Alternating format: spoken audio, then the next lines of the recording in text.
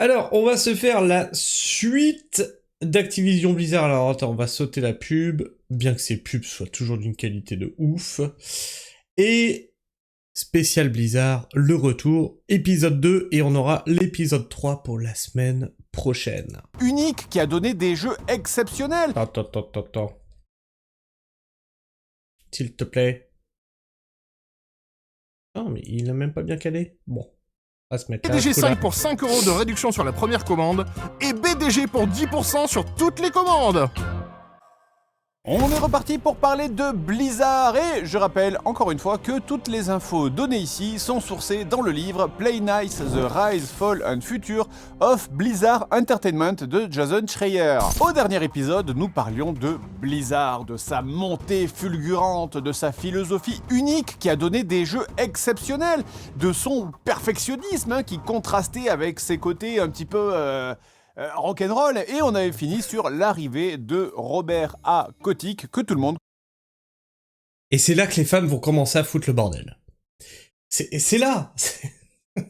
connaît sous le nom de Bobby Kotick. Un nom que tout le monde connaît, hein. Bobby Kotick, c'est Monsieur Activision, c'est Monsieur Call of Duty, mais bon, on va quand même parler de lui. Parce que Bobby, il a le business dans le sang. Dès 3 ans, sa mère le surprend à vendre des cendriers. 3 ans, hein. Il faisait encore caca dans sa couche, mais il vendait déjà tout ce qu'il pouvait, hein, sandwich, sucreries, portefeuille, vous imaginez? Ils fondent Arctronics en 1981 avec un pote de fac dont le but est de développer un système d'exploitation et part à la recherche d'investisseurs. À une soirée caritative où Kotick va pour réseauter, son bagou et sa verve sont remarqués par un certain Steve Wynn, mania des casinos à Las Vegas, qui, sentant que Kotick est un vendeur de tapis aux dents longues, décide de Il a inspiré Ronald McDonald, non? le prendre sous son aile en lui ouvrant son carnet de chèques et d'adresses. Et là où c'est fou, c'est que en fait, Steve Wynn passe un genre de pacte avec Kotick. Il lui dit Écoute, j'accepte de te prendre sous mon aile. Mais plus tard, toi aussi tu trouveras un marchand de tapis. Un arnaqueur de première. Un jeune ambitieux sans morale. Et tu feras avec lui ce que j'ai fait avec toi. Je vous jure que cette histoire est vraie, hein, et Steve Wynn lui-même Et là, il rencontre Epstein. Arrête, il y a déjà trop de monde dans les dossiers. Ça va trop loin. a lui aussi été pris sous l'aile de notre milliardaire avant lui quand il était jeune et a fait le même pacte.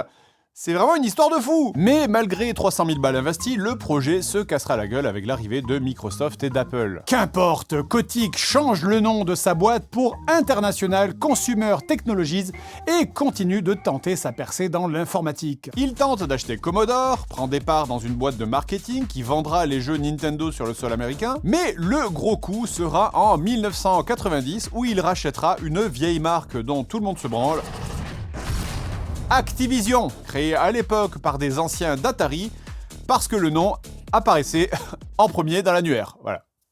Malin. Oh putain, les cons.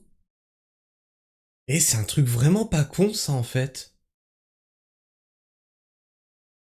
Bah ouais, si tu commences à appeler ta boîte...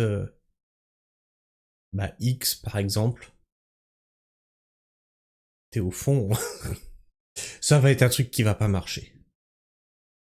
Appuyé par son mentor, Wynn, qui crédibilise ses actions dans le monde de la finance, Kotick devient à 27 ans le PDG d'Activision. Il se débarrasse de la majorité des employés, déménage le siège de San Francisco à Santa Monica et recrute du personnel ne venant pas du jeu vidéo en mode start-up. Le premier succès du retour d'Activision sera MechWarrior 2 en 1995.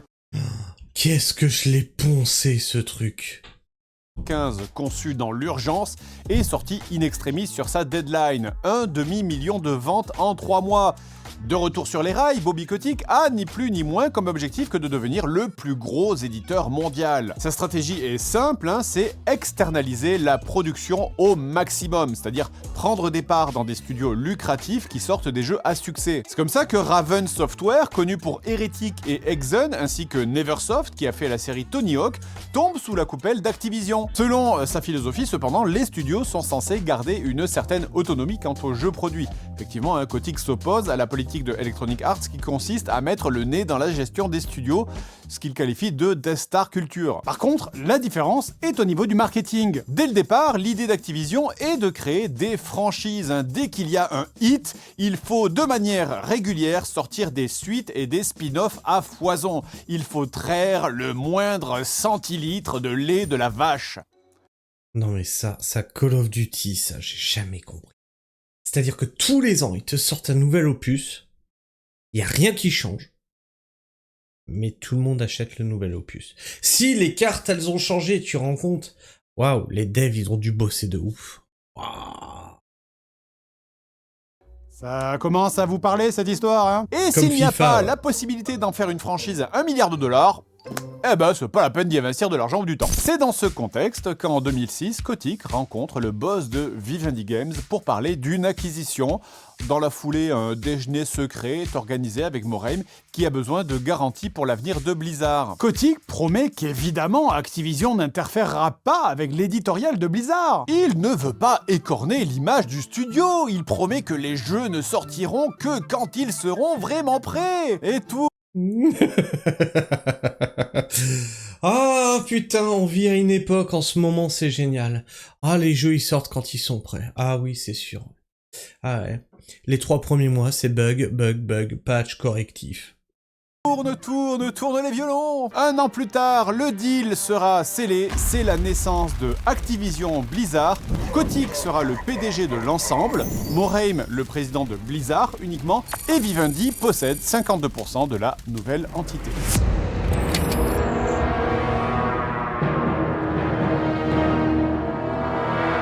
Depuis 2008, après la fusion, Blizzard déménage dans de nouveaux locaux, déménagement préparé depuis plusieurs années. Il faut dire qu'après le succès de WoW, c'est dur de comprendre pourquoi leurs locaux étaient aussi sous-dimensionnés. Et là, c'est la totale, hein. Terrain de basket, volets, salle de muscu, bibliothèque, et même musée, avec des mémorabilia d'anciens jeux, genre le script de l'épisode de South Park sur WoW, la lettre d'un soldat en Irak qui joue à un jeu Blizzard, etc. Il y a même une énorme statue d'un orc chevauchant un loup qui est installée avec les 8 préceptes de la société gravés en mode les 10 commandements, le gameplay avant tout.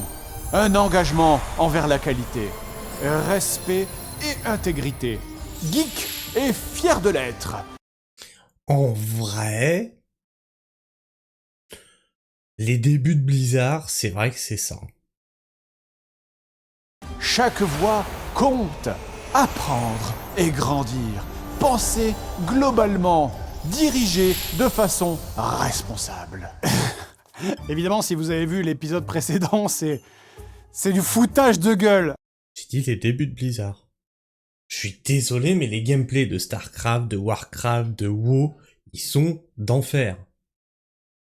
Hein, bon, du coup, il y a beaucoup d'employés qui grincent des dents en voyant ça. Cela dit, les débuts d'Activision Blizzard se passent très bien. World of Warcraft engrange la caillasse, plus de 11,5 millions d'abonnés à cette époque. Wrath of the Lich King vient de cartonner en ramenant Arthas, ce qui en plus offre une forme de conclusion à l'histoire du RTS Warcraft. Et Donc Bobby Kotick est arrivé au moment de Wrath of the Lich King. C'est quand j'ai arrêté. J'ai fini Wrath of the Lich King, et après j'ai arrêté. Ok. Ceci expliquant cela. Et hormis quelques shitstorms dus à la vente d'or par des farmers chinois auxquels j'ai moi-même eu recours, je dois dire, hein, mais eh bien, tout se passe bien, mais l'expansion de la taille de la boîte et l'époque aussi changent beaucoup de choses. Blizzard doit se professionnaliser et abandonner son passé très masculin et ses errements de type vomi, pute et alcool. De plus en plus de femmes sont également recrutées pour atteindre fin 2010 20%.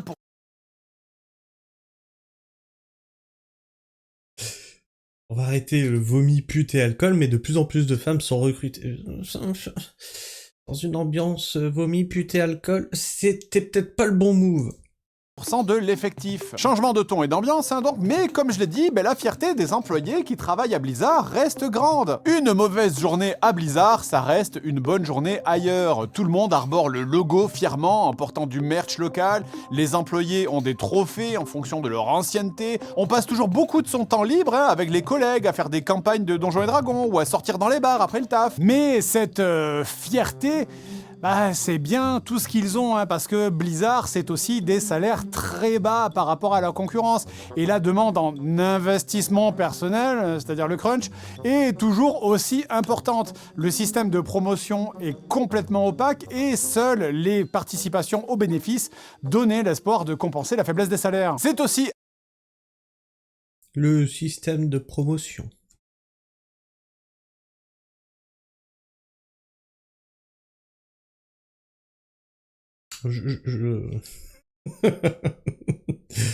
à cette Si ça peut éclaircir un peu. période qu'on amorce quelque chose qui va causer beaucoup de problèmes plus tard, hein. Bah, vous le savez, qui dit plus de femmes dans le studio, dit plus de coucheries. Et beaucoup Ah non, oui, plus d'emmerde. Voilà. Mais quand je vous disais à l'épisode dernier que les femmes emmenaient les emmerdes, c'est pas une blague. Pas une blague. Non, parce qu'il y en a qui ont pris ça vraiment au premier degré. d'employés au gradé chez Blizzard, littéralement les 3 patrons d'ailleurs, couchaient avec des employés. Et ça pour nous Français, bah, on se dit Et ben voilà, le système de montée en grade. J'avais raison. oui, bah et alors quoi. Mais aux États-Unis, c'est quelque chose qui est fortement déconseillé dans les grandes entreprises parce que ça entraîne de forts soupçons de favoritisme. Ou pire, d'anciennes épouses divorcées qui, comme par hasard, ont des problèmes de performance dès qu'elles refont leur vie c'est avec ça. quelqu'un d'autre. Bref, No job in job. C'est pourtant clair. Hein. je mets ma balle dans mon fusil. Hop, c'est la pub, je vous attends. Alors, hop, hop, hop, hop, hop. On vous attend. On vous attend, on vous attend. Qui c'est qui a pas la pub? Il y en a que 2 qui ont la pub? Qu'est-ce que c'est que ce bordel? Mais non, Alphadir, il a pas la pub, il est en Albanie. Il y a que Shelby qui a la pub. Sylvie, tu vas me prendre ta pub tout de suite, là? Tu vas partir à l'armée de terre. J'ai eu 13 secondes de pub, je suis... Ah putain, mais c'est des pubs éclairs que vous avez eu. Je l'ai pas, je préviens les autres. Ah bah Sylvie qui prend la pub juste maintenant, comme ça elle est en décalé avec les autres. Ah, faut toujours qu'elle se fasse remarquer. Bah voilà, Shelby revient, et Sylvie elle s'en va. Ah bah non, elle est déjà... Et c'est quoi ces pubs éclairs que vous avez? J'ai rien eu. Tant mieux Sophie, tant mieux. Allez, on est reparti. Fusil de Tchekhov invisible, clac. Voilà, on en reparlera plus tard. Donc, Wrath of the Lich King sort fin 2008 et devient le jeu vidéo le plus rapidement vendu de tous les temps, avec 2,8 millions de copies en 24 heures. Singe fait argent, singe heureux. Alors, résumons un peu où est-ce qu'on en est à ce moment-là. Après la disparition de Blizzard North, hein, il y a en 2008 4 équipes sur 4 jeux. StarCraft 2, World of Warcraft, Diablo 3 et un mystérieux projet appelé Titan. Ces différentes équipes, on les appelle des teams, Team 1, Team 2, Team 3 et Team 4.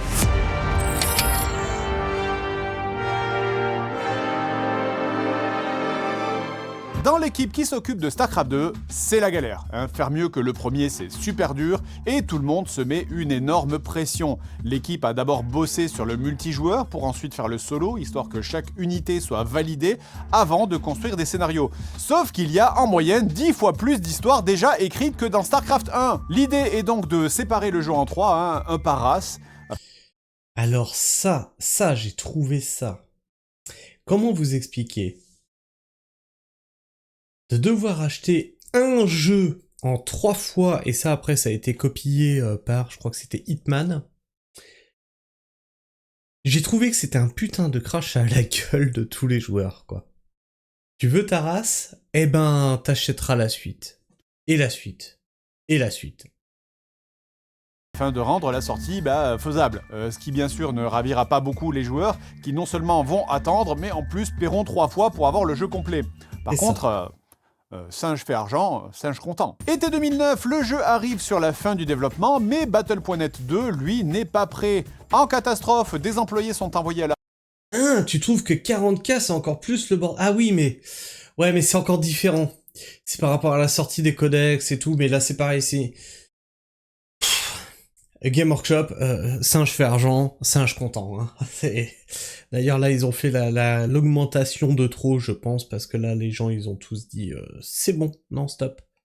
Rescousse sur le moteur online et quelques mois en plus sont donnés au jeu pour le polish. Moraine va voir Kotick pour lui annoncer que StarCraft 2 est repoussé à l'année d'après et reste abasourdi par sa réponse puisque Kotick lui répond « Très bien, mais comment est-ce que vous allez me compenser pour le chiffre manquant ?»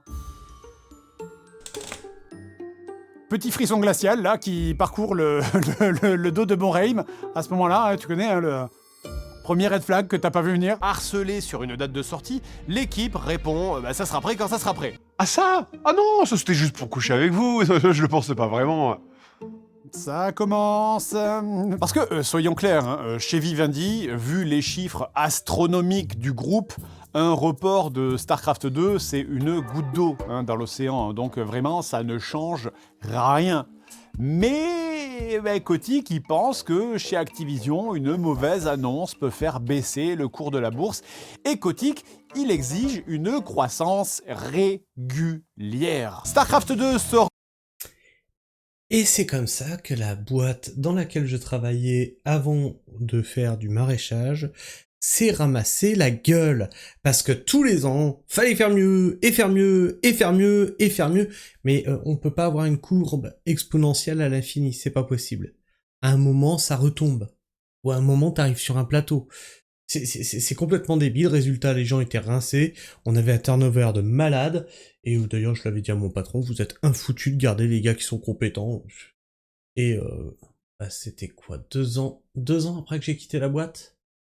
C'était redressement judiciaire? Attends, comment c'est quand tu es en... Tu sais que t'es en faillite, mais qu'il y a quelqu'un d'autre qui prend le contrôle de la boîte pour essayer de redresser le truc. C'est comme les régimes, c'est par palier. Ouais, bah oui. Donc en juillet 2010 et vend 3 millions en euros. Ah non, c'est pas liquidation, c'est au moment où ils essayent encore de la récupérer. Non, c'était pas une liquidation, c'est au moment où la boîte, ils essayent de la garder en vie pour les ouvriers, justement, pour les gars qui travaillent, mais c'est quelqu'un d'extérieur qui gère les comptes. Un mois, succès critique et public comme à son accoutumée. Cependant, StarCraft 2 n'aura pas autant de succès que son prédécesseur en Corée, en C'est pas redressement? Peut-être redressement. partie à cause d'une très mauvaise négociation vis-à-vis des diffusions d'e-sport. En gros, Blizzard voulait créer sa propre ligue d'e-sport et reprendre les droits à des organisations historiques, et StarCraft 2 en a subi le boycott. Le mot Battle.net ne peut pas être déposé en Corée puisqu'il s'agit du terme usuel pour désigner un jeu en ligne, ça serait un peu comme déposer le mot MMORPG. Et bref, un accord sera trouvé au bout de plusieurs années entre Kespa, le diffuseur d'e-sport en Corée du Sud, et Blizzard, sauf que ça arrivera bien trop tard.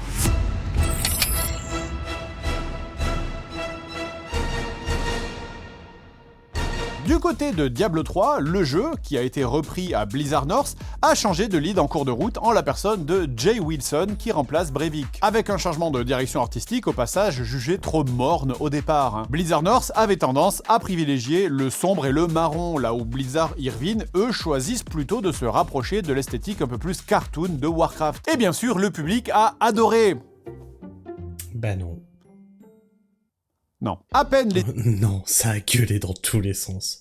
Diablo 3, ça a été une catastrophe. Images révélées aux fans à Paris en juin 2008 qu'une pétition à 50 000 personnes est lancée pour revenir à un style plus sombre et adulte, ce qui entraînera la démission du directeur artistique. Le troisième, donc... Le projet vit bien. Mais même concernant le reste du jeu, répliquer la magie de Diablo 2 semble très difficile. Le succès d'un bon Diablo, c'est un équilibrage très minutieux entre les loots, la difficulté, les monstres, et l'équipe s'engueule en permanence sur ce qui est Diablo ou ce qui ne l'est pas. En 2011, alors que le développement a été commencé 10 ans avant, l'heure de la bêta pour Diablo 3 arrive et les fans ne vont pas être contents du tout. La raison, c'est 2 changements très controversés. Déjà, le jeu est en permanence online, et ensuite, le système marchand du jeu, qui était à la base une interface d'échange, mais qui sera vite le théâtre de vente sous le manteau, se voit transformé en hôtel des ventes où l'on vend et achète des items, sécurisés par Battle.net et qui utilise de l'argent réel pour éviter Et les microtransactions. les problématiques vécues par WoW précédemment, tant qu'à faire. Le jeu sort en mai 2012 et le lancement est catastrophique. Des millions de joueurs tentent de se connecter pour se voir accueillir par un « Les serveurs sont occupés, veuillez réessayer plus tard, erreur 37 ». Bah alors bébou, vous êtes nouveau sur les jeux Blizzard ? Évidemment, il n'y a pas... Je vous en ai parlé de ça, WoW, hein. Tu devais attendre 1 heure minimum au lancement. Parce que t'avais un boulot à côté, du coup, toi, quand tu rentrais, tu voulais te connecter en même temps que tout le monde. Assez de serveurs pour accueillir l'afflux de joueurs, le monde entier se fout de la gueule de Blizzard, et moult même en seront tirés. Les devs de Battle.net passent la pire semaine de leur vie en mode gestion de crise nucléaire, à essayer de combattre les bugs générés par cette masse de joueurs. Après une semaine de bordel indescriptible, tout rentre dans l'ordre, sauf que les joueurs trouvent que le jeu est très mal équilibré, trop dur, trop punitif. Les objets légendaires tombent beaucoup trop rarement et le ratio entre le grind et le fun est trop faible, surtout en endgame. Et de surcroît, le système d'hôtel des ventes avec de l'argent réel, là, ça rend le défaut de loot un petit peu trop volontaire, pour être honnête. Breivik, ancien boss de Blizzard North, qui est démissionnaire, critiquera le système de loot dans une interview et se fera traiter de loser par Wilson, le nouveau boss. Évidemment, Internet étant Internet, le message sera diffusé au niveau mondial dans la seconde, et après une semaine de menaces de mort jugées un peu sérieuses quand même par le FBI, il fait intervenir une société spécialisée pour faire retirer son adresse du net et protéger les siens. Ma famille avait peur quand j'étais pas à la maison. Si quelqu'un sonnait à la porte, ma femme composait le 911 et attendait. C'est un peu extrême les gars, pour un jeu vidéo. Malgré le succès commercial du jeu, qui fait encore plus de ventes que les Diablo précédents, Wilson considérera que c'est un échec. Il vrillera psychologiquement et partira en congé sabbatique avant de simplement quitter Blizzard 4 ans plus tard. Un nouveau lead, le 4e ou 5e, je sais plus, sera donc embauché sur Diablo 3 avec la lourde tâche de changer le jeu de fond en comble pour sa première extension, c'est Josh Moshkira. Le 25 mars 2014, Reaper of Souls, la première extension de Diablo 3, réussit donc son pari et rééquilibre le jeu pour lui donner un second souffle. Ils se débarrassent du système aléatoire de loot pour un plus généreux et font disparaître au passage la polémique Auction House, l'hôtel des ventes, en faisant même oublier les mêmes sur l'erreur 37. Diablo 3 est donc sauvé in extremis, mais le jeu marquera la société Blizzard quand même parce qu'il aura été particulièrement dur à gérer et qu'il aura fait frôler la boîte avec son premier vrai échec.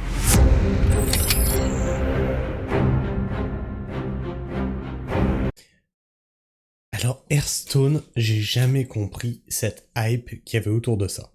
Pourtant, je suis un joueur de Magic, j'ai jamais compris la hype qu'il y avait autour de ça. Avant de parler de Hearthstone, il faut que je vous parle de quelqu'un. Retour en arrière donc, début 2000, on y trouve un certain Ben Brode qui bosse dans une pizzeria pour financer ses études. Un ami à lui, Omar Gonzalez, vient de décrocher un poste à Blizzard en tant que testeur. Et Ben ne tarde pas à lui demander de savoir s'il peut le recommander, vu qu'évidemment il adorerait bosser dans le jeu vidéo. Problème, son pote, Omar, est tellement en bas de l'échelle qu'il n'a aucun levier pour faire rentrer son copain dans la boîte. Brode, qui vient livrer des pizzas et squatte avec les testeurs régulièrement, guette donc l'occasion et lorsqu'un job se libère, il postule instantanément. Évidemment, comme il avait déjà rencontré le staff, il réussit à se faire embaucher en 2003 comme testeur de nuit. Ça aussi, on remarque beaucoup que la technique du culot et du pied dans la porte, c'est un truc qui est revenu souvent chez les développeurs à succès. Brode fait ses armes sur Warcraft 3 et sur WoW à dénicher des bugs. C'est un bon élément qui travaille dur et surtout longtemps et qui adore bosser de nuit avec son équipe, tellement qu'il a son horaire juste à lui, de 13h à 10h du matin. Il fait des journées de 25 heures. Mais Brode, lui, ce qu'il voudrait, c'est devenir game designer. Il crée déjà des maps sur Warcraft 3, mais malgré tous ses efforts, il n'arrive pas à se faire recruter sur Starcraft 2 et accepte par dépit un poste au marketing où il fait des captures de jeux pour la promo. Vient alors une opportunité, le TCG, ou jeu de cartes à collectionner, de World of Warcraft, édité par Upper Deck, qui fait des cartes de collection sportive très célèbres outre-Atlantique, et qui se lance sur le terrain de de Magic the Gathering. L'idée était de filer des codes avec les cartes qui permettaient d'avoir des pets ou des skins in-game, puis de lancer ensuite une version... C'est une vraie anecdote, ça, Galb? Il voulait être agriculteur à la base? online du jeu appelé WoW TCG Online. Brod devient assistant designer sur ce projet avec une petite équipe nouvellement formée en plus des 4 autres appelée la Team 5. Ils essaient de faire un prototype de tout ça, mais problème, le TCG d'origine n'est pas vraiment adapté au format jeu vidéo. Son équipe à lui commence donc à établir des nouvelles règles, une ressource supplémentaire par tour, idée volée à Battle Spirit, ainsi que des designs clairs où on lit les règles des cartes en passant avec sa souris dessus. Bref, un traitement à la Blizzard du TCG. Mais en 2009, le jeu de cartes n'est pas vraiment prioritaire et donc la Team 5 est mise en sommeil car Battle.net a besoin d'un coup de main avec StarCraft 2.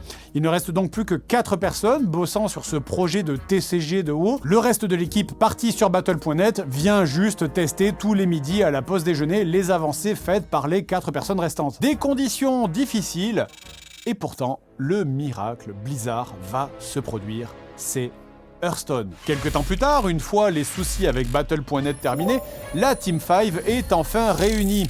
Elle fait feu de tout bois pour rendre le jeu hyper intuitif et réactif avec un feeling comparable à celui de jeter des cartes sur la table. Le jeu est présenté à la hiérarchie qui donne son feu vert pour la production. L'ironie étant que en fait le jeu est déjà en développement depuis 4 ans. La réaction au jeu est la même pour tout le monde, que ce soit au niveau du public ou au sein de la boîte. Au début tu leur dis jeu de cartes à collectionner, tout le monde va être en mode ouais, non, ouais bon, enfin en vrai c'est pas mon genre de jeu. Mais par contre dès que les gens essaient, le plaisir est instantané. Il faut dire que Non, bah non, j'ai essayé. J'ai pas trouvé ça cool. Hearthstone est complètement hors format pour Blizzard. Un jeu de cartes gratuit et multiplateforme où la seule rentrée d'argent ce sont des packs de cartes, c'est clairement pas le genre de la maison. Mais pourtant, c'est un carton. 10 millions de joueurs en un mois, un record pour Blizzard, et des centaines de millions de dollars par an en vente de cartes. Un jeu développé en catimini par peu de personnes, passé à 2 doigts de l'annulation un grand nombre de fois, principalement designé par un testeur de nuit, un projet quasi non officiel, juste testé par des gens sur leur temps libre. C'est dans cette absence de moyens que Brod et son collègue Dodds ont pu trouver le juste milieu entre idées folles et fun pour Hearthstone. Et finalement, quand on y pense, c'est exactement ça, c'est la vibe du Blizzard des débuts, celle qui... Et quelle récompense ils ont eu pour avoir développé ça? qui leur a permis de produire des hits.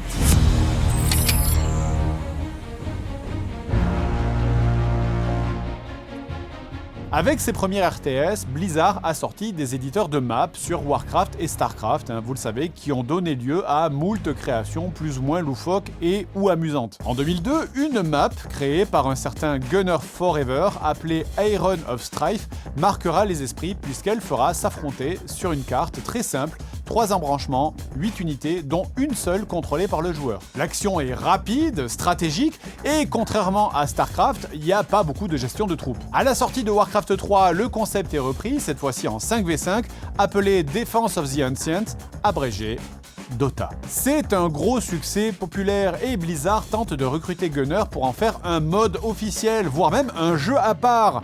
Malheureusement, les négociations se passent mal car Gunner exige un contrôle artistique total. Eh ben écoute, casse-toi là avec Dota, là, ton mode de jeu pourri là. De toute façon, c'est qu'un effet de mode qui durera pas.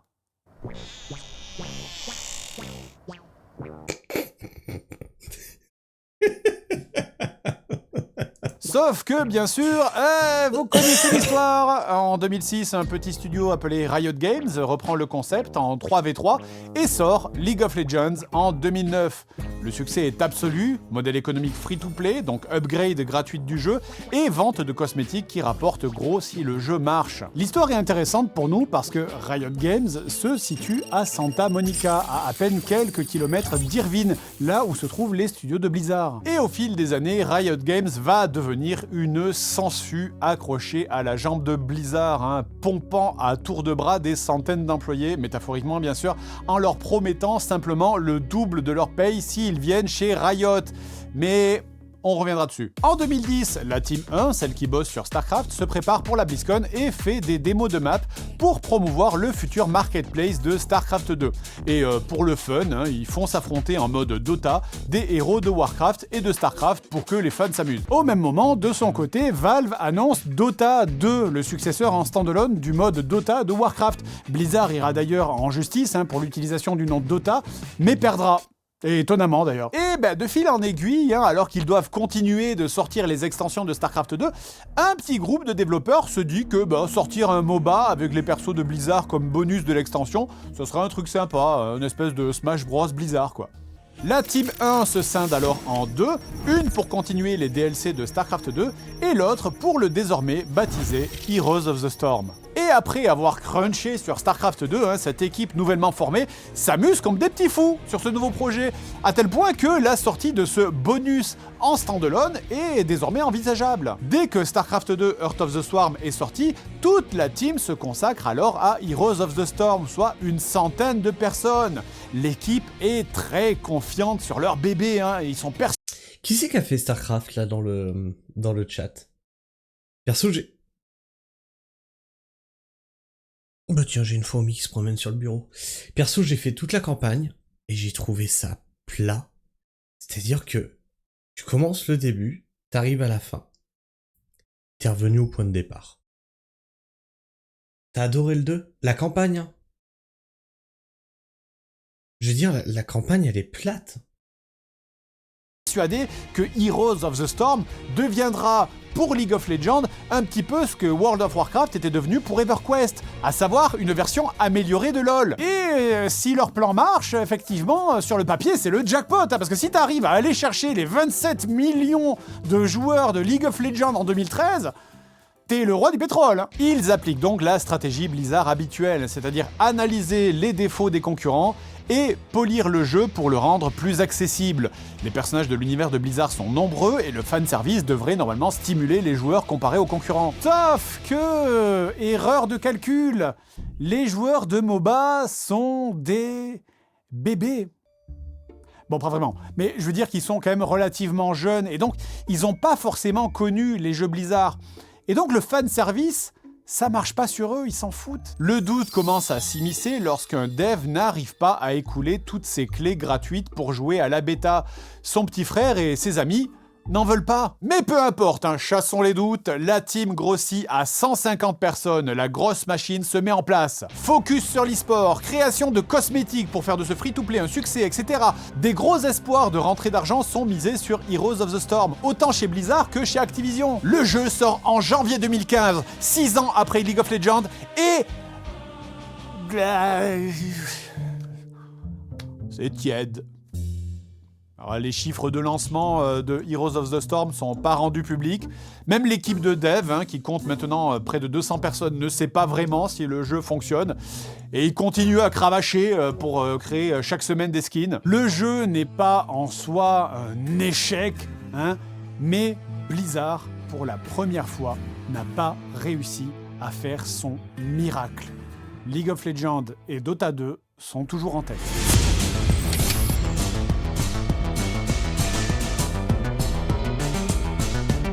On a déjà évoqué le projet Titan dans le passé, commencé en 2007 et qui avait pour but de reproduire le succès de World of Warcraft. Après tout, qui d'autre que Blizzard pouvait faire mieux que World of Warcraft? Rob Pardo réunit les meilleurs membres de Blizzard pour créer un univers original, hein. Il y a Chris Metzen à l'écriture, Justin Chavirat en lead designer, Shane Dabiri en directeur de production. L'idée était de faire un univers radicalement différent, hein. Ça serait plutôt de la sci-fi proche, mais pour une fois optimiste et lumineuse, à une espèce de version alternative de la Terre en 2070. L'originalité était un double gameplay, hein. En fait on incarnait des super-héros qui avaient une vie normale de jour, et qui était super héroïque la nuit. La Team 4 qui s'en occupe est un genre de All-Star Blizzard Team, réunissant vraiment la crème de la crème des développeurs. Toute l'entreprise est jalouse évidemment, puisque eux ont la chance de bosser sur une nouvelle licence. Et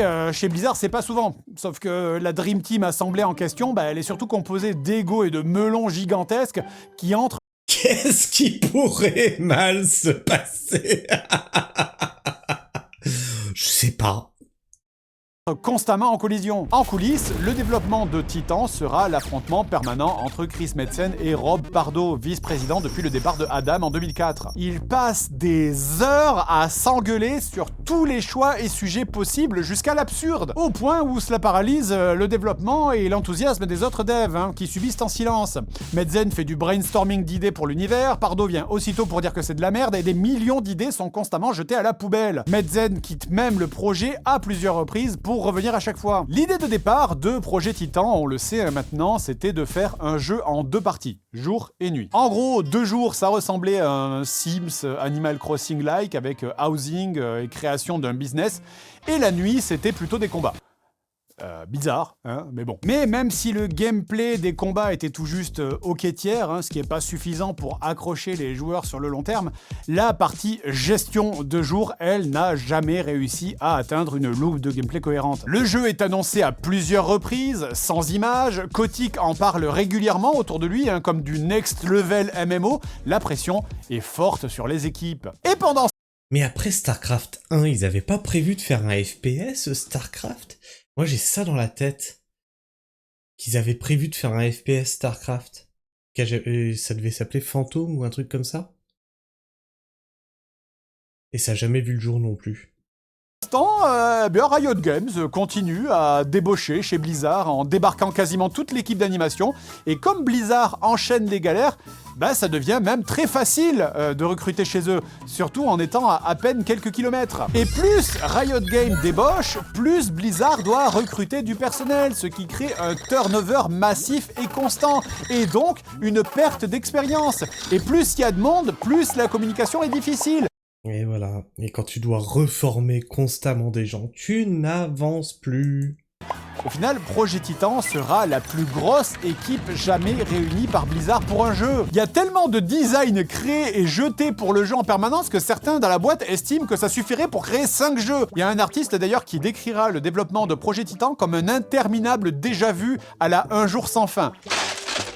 Effectivement, c'est vrai, il n'y a pas de deadline, le budget est illimité, bref, c'est tous les ingrédients pour une catastrophe. Une catastrophe qui va durer 7 ans. Rob Pardo est jugé responsable des problèmes. Pourquoi ? Parce que lui, il supervise à la fois le game design de StarCraft 2, de Diablo 3, de Titan, et forcément, comme il est sur 50 fronts en même temps, évidemment, il y a des décisions qui doivent être prises sur le jeu en son absence.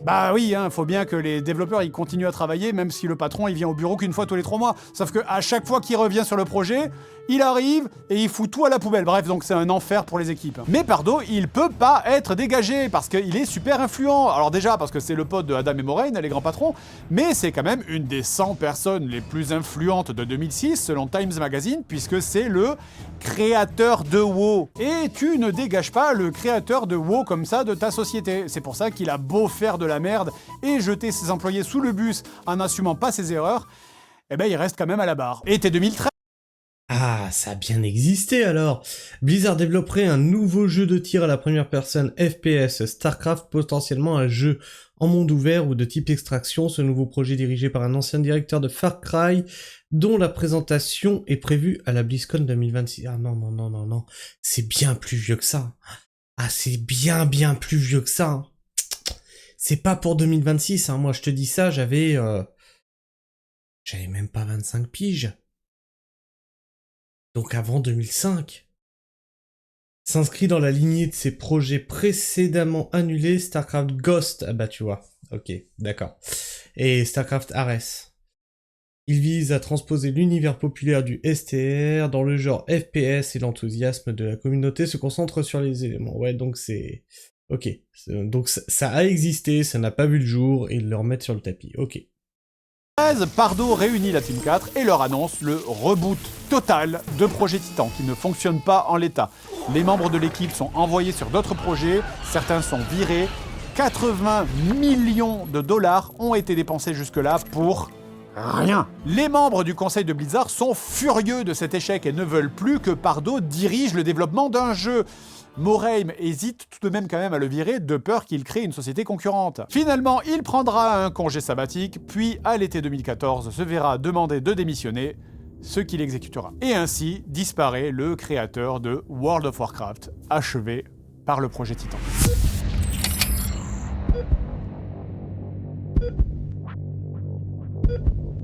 Ce même été de 2014, Kotick rachète une grande partie des parts de Vivendi dans Activision Blizzard. Vivendi croulant sous les dettes et demandant en urgence des liquidités, n'a pas d'autre choix que d'accepter l'offre de Kotick qui, enfin, obtient aussi le contrôle décisionnaire dans l'entreprise. Et ça y est, il est désormais le décideur principal d'Activision Blizzard. Évidemment, chez Blizzard, on ne sait pas encore à quoi s'attendre. World of Warcraft, la poule aux œufs d'or, commence à chier des œufs mous, et son nombre d'abonnés diminue à partir de 2011 jusqu'à... Quelle surprise! Bobby Kotick est arrivé à Wars of the Lich King, et là tu as un plat, et ensuite ça descend. Oh, comme c'est étrange! Jusqu'à 2015, 4 millions d'abonnés en moins. Il faut dire que dès la sortie de Cataclysme, qui décevra les fans, Kotick et ses associés commencent à venir en salle de réunion de la Team 2 qui bosse sur WoW pour leur expliquer les principes de rétention et d'engagement. Mais pour Kotick, pas besoin de paniquer, en fait, le calcul il est très simple. Vu qu'à chaque sortie d'une extension de WoW, les chiffres redécollent, eh bien, le nouvel objectif, donc pour World of Warcraft, c'est de passer à une extension par an au lieu de une tous les 2 ans. Quel calcul de merde! Et en vrai, il avait raison. À chaque extension, les gens, ils achetaient l'extension pour voir. Eux, ils payaient pour voir, en fait. Tous les fans de WoW de la première heure, ils payaient pour voir. Et ils étaient déçus. C'est facile.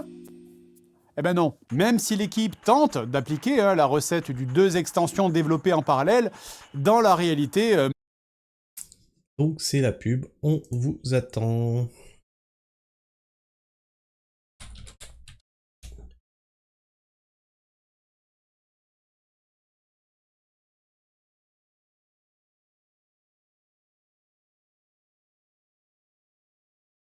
Tiens, mais il est pas là mon bot? Ah si, il est là mon bot.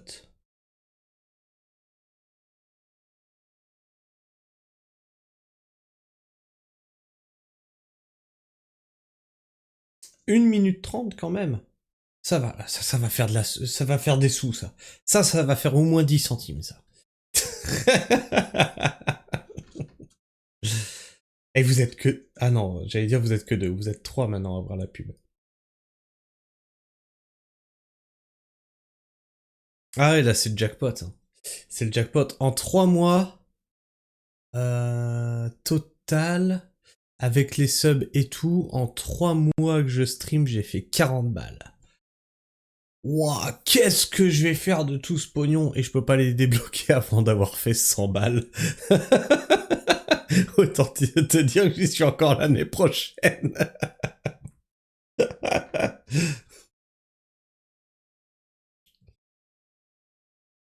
Re-Shelby. Ah bah c'était pas 1 minute 30. Ou c'était 1 minute 30 rapide. Re-Sophie, et il nous manque Sylvie.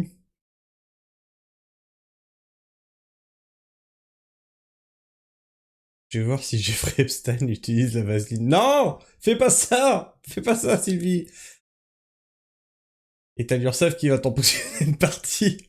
Oh, déconne pas, putain. Déconne pas. Là, au mois de mai, ça va être une catastrophe. Ah là, c'est l'enfer sur Terre, pour moi. J'ai ma boîte... Parce que pour le moment, la création de vidéos, c'était une activité accessoire au maraîchage. Sauf que on a dépassé les 10K par an. Donc du coup, ça peut plus être une activité accessoire. Donc au mois de mai, il faut que ce soit une boîte à part. Et là, je vais payer de l'URSSAF. Bien comme il faut. Déjà que je suis actuellement à 67% de mon chiffre d'affaires de taxes. Oh. Ah, il va me rester 20%. Hein. Ah non, mais ça vaut le coup d'entreprendre en France. Sylvie et youpi, on est reparti.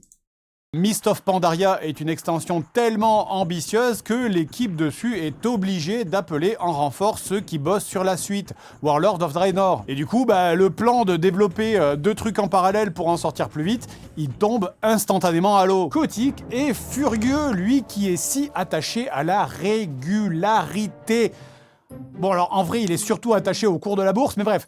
Et évidemment, comme à Blizzard, ça a toujours été un peu la Zumba sur les deadlines, on a du mal à être constant sur ces dates de sortie. Encore une fois, je l'ai déjà dit en début de vidéo, mais ce truc de une extension par an... Bienvenue au club, Revan.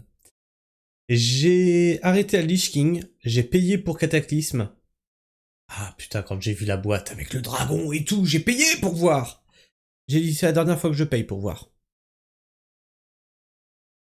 Cette vision d'essorer le jus de chaque franchise qui fonctionne jusqu'au dégoût, vous pouvez penser que c'est une vision court-termiste, mais c'est celle de Kotick. Et World of Warcraft n'est pas la première à devoir encaisser ça. Kotick, avant ça, il a déjà flingué Guitar Hero ou Tony Hawk. Pour Guitar Hero, Kotick, il avait même demandé un lancement de jeu par mois. Au final, la seule licence d'Activision qui supportera ce mode de fonctionnement restera Call of Duty. Enfin, bref, en tout cas ça se vend. La débâcle de Titan laissera des traces. L'administration de Blizzard cherche à comprendre comment...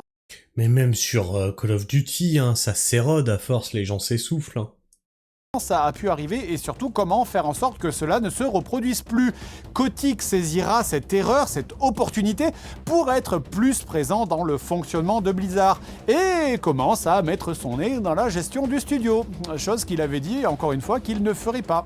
Aux grandes dames de Morhaime. Toutes les équipes doivent dorénavant faire de la planification à long terme, c'est-à-dire présenter les 5 prochaines années de leur travail, incluant en détail tous les aspects des jeux, dont le plan de monétisation. Bon, évidemment, ça se passe assez mal, et la plupart des équipes inventent un petit peu n'importe quoi pour retourner bosser sur le jeu et qu'on leur foute la paix. Malgré le fait que Blizzard ait doublé ses profits de 2013 à 2014, la pression exercée par Activision sur Blizzard ne va pas s'arrêter, estimant que les extensions de WoW ne sortent toujours pas assez vite. D'autant plus qu'en 2015, comme on l'a dit, le nombre d'abonnés de WoW est en chute libre, 5,5 millions d'abonnés, moitié moins que 5 ans auparavant. Et en plus de ça, les suites de StarCraft 2 et de Heroes of the Storm, même si elles ne se sont pas plantées réellement, ce sont pas des gros succès commerciaux. Après l'annulation / reboot de Titan, énorme somme chez Blizzard, donc ils décident de réagir au plus vite et donnent 6 semaines, pas plus,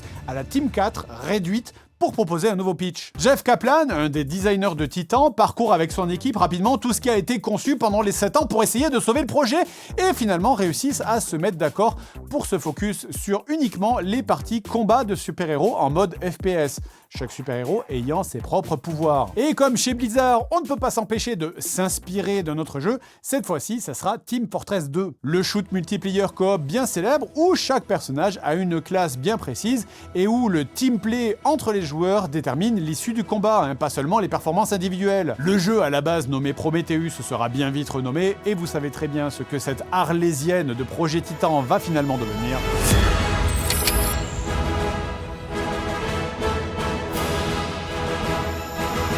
Le scénario d'Overwatch, quand on y pense, c'est un peu une mise en abîme de la situation réelle chez Blizzard. Une bande de super-héros déchus doivent refaire leurs preuves pour démontrer qu'ils sont utiles. C'est littéralement ce qui se passe devant Kotick et son équipe, parce que les développeurs doivent aller le voir pour le convaincre de remettre encore une fois une pièce dans le flipper de cet ex-projet Titan. Les chara-designs sont tellement réussis que Kotick est positivement engagé dans le projet. Et même si auprès de Morhaime il râlera que Blizzard devrait faire du World of Warcraft et pas des shooters, le jeu est lancé avec une deadline de 2 ans. Et là, le miracle Blizzard se produit, l'équipe est surmotivée, c'est exactement ce qu'elle veut, et code avec une frénésie et un enthousiasme qui fait plaisir à voir. Kaplan lead le jeu avec tact et dialogue, et en moins d'1 an, donc même en avance, une démo est prête pour la BlizzCon. C'est un truc qui n'est pas arrivé depuis les débuts du studio. Il aura quand même fallu 17 ans pour qu'une nouvelle franchise naisse chez Blizzard. Et là où les retours sur Heroes of the Storm étaient tiédasses, le feedback des fans sur Overwatch est stratosphérique dès sa présentation. Le jeu sortant sur console et PC, Kotick lui-même demande, et ça c'est une folie, de repousser... Ah non, mais Revan, moi, c'est pareil. Hein. C'est... En fait, c'est Lich King, moi, qui m'a tué, et Cataclysme, qui a fait que j'y suis pas retourné. Mais j'étais un putain de no-life sur WoW. Hein. Je passais plus de temps sur WoW qu'à mon travail. En termes d'heures. Hein. Ton travail, c'est 35 heures. Je faisais plus. Rien que dans le week-end, je faisais samedi, dimanche, 15 heures. Donc déjà, rien que là, j'avais 30 heures déjà. Et tous les soirs, c'était minimum 5 heures. C'est lui qui demande de repousser la sortie en fin d'année 2016 pour appuyer davantage le marketing et le polish. Demande de repousser le jeu qui est refusé par les développeurs et par Morhaime qui maintiennent la sortie en mai. On marche sur la tête à l'envers ou quoi là? Les courts-métrages sur les personnages sont des diffusions à succès et deviennent très vite viraux. On se souvient très bien par exemple du court-métrage sur Bastion. Aussi viraux que le nombre de pornos sur Tracer ou sur Diva. Parce que oui, en 2017, Overwatch est le 11e terme le plus recherché sur Pornhub. Tracer Quelle surprise! Ah bah ça alors! est le personnage féminin le plus recherché sur YouPorn, juste derrière Lara Croft. Et ça... ils le savent chez Blizzard. Hein. Kaplan dira même que c'est inévitable et en vrai même un petit peu calculé dans une interview. Buzz is buzz. La bêta gratuite de Overwatch est lancée quelques semaines avant la sortie et c'est 10 millions de joueurs qui viennent essayer, donnant un bon bouche à oreille pré-lancement. La stratégie fonctionne à merveille, le jeu gagne un Game Award, les ventes sont excellentes et même Kotick fait une standing ovation à Morhaime à propos de la réussite d'Overwatch. Parti à la base de Projet Titan qui avait tous les ingrédients pour devenir un échec retentissant, un échec qui aurait pu couler la boîte, eh bien le projet a su rebondir in extremis pour devenir Overwatch, un succès éclatant. Un succès aussi rebondissant que les fesses de Widowmaker, mais waouh, on n'est pas... Eh ben Overwatch, je l'ai pas fait, spécialement parce que c'était Blizzard à cette époque-là. C'est-à-dire que ça aurait été quand WoW est sorti, tous les produits Blizzard, hein, Starcraft, Warcraft, etc. J'ai acheté. J'ai acheté parce que gage de qualité. Overwatch, à l'époque où il est sorti, j'ai dit, ah non. Vu ce que c'est devenu Blizzard, niette. Passé loin, hein, putain. Ce coup-ci, sérieux vraiment, parce qu'on se rend pas compte, mais il n'y aurait pas eu le miracle Overwatch, c'était genre la méga merde, hein, parce qu'il y avait rien dans les cartons en fait. Donc Blizzard, qui est passé de très nombreuses fois juste à côté de l'échec, a pour l'instant toujours su se raccrocher aux branches. Hein. À ce moment-là, il n'y a pas encore eu de vrai plantage majeur. Tout juste des réceptions un peu tièdes parfois, mais pas encore des vrais échecs. Mais ça ne va pas durer, puisque Activision va resserrer lentement son étreinte et les premiers vrais échecs vont arriver. Et surtout, Blizzard va se retrouver empêtré dans des ennuis judiciaires sans fin. Et dans du harcèlement sexuel qui va aller au tribunal. Bref, Blizzard qui continue sa chute inéluctable. D'ailleurs, s'en est rendu où la Blizzard, ça fait encore des choses. Parce qu'à part WoW et Overwatch, ils ont sorti... Starcraft 2, non, ça fait un moment. Ils ont sorti quelque chose récemment.